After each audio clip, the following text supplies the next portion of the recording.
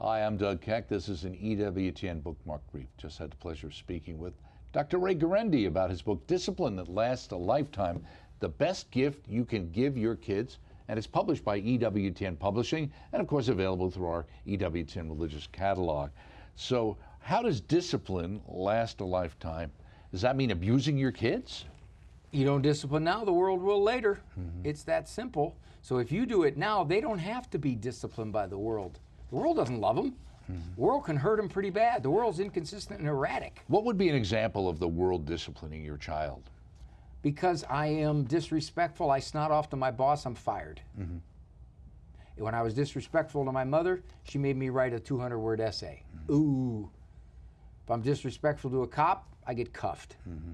Yeah, the world, and the world's, you don't know when it's going to happen. Right. See, you could get away with this for a while, and then all of a sudden, the rocks come down on you. Well, are we seeing that impact of that lack of discipline with so many people who just feel like nobody can tell them what to do? That if they want to do it, it should be okay? It starts early. Yeah. It starts early when the parents are, for whatever the reason, hands off in their discipline or erratic in their discipline or inconsistent in their discipline or insecure in their discipline. And as a result, this is not a farm in 1880 anymore, Doug.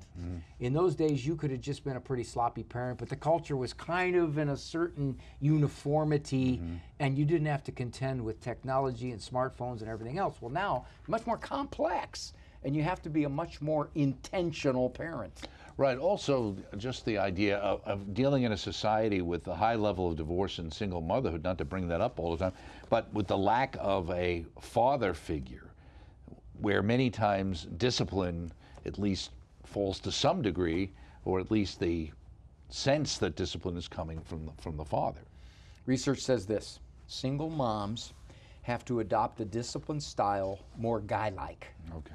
Less words, more action, more follow through.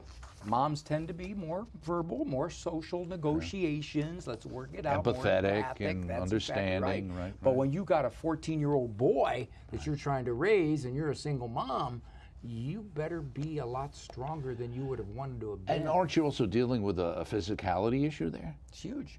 My wife tells this story. She said, one time I was away from home for several days. Our 17-year-old son came downstairs and she said, "John, what are you doing up? It's midnight." And he looked at her and she said, "Ray, I saw it flicker across his eyes.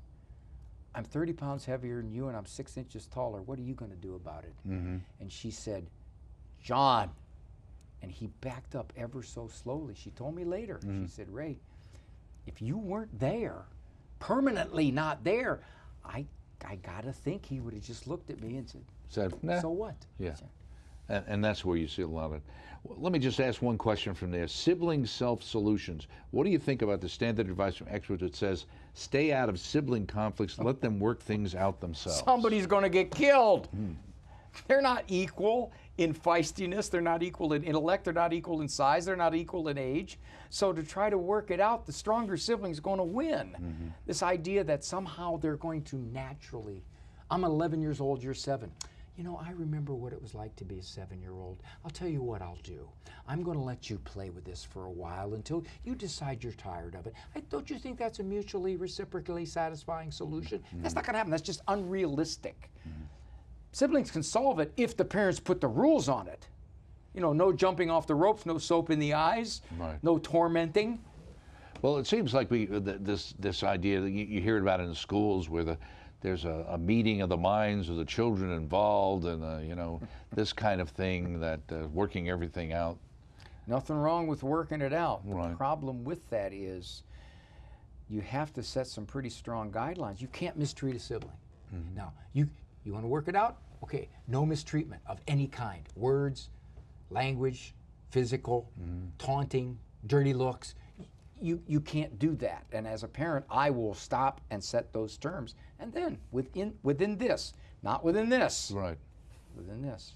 And it's also as part of discipline to be able to say to an older child, to a younger child, that this child is older and they have more rights, so to speak, in the family. They can stay up later or do certain things that you can't do because you're that much younger. Okay, now that's the easy one.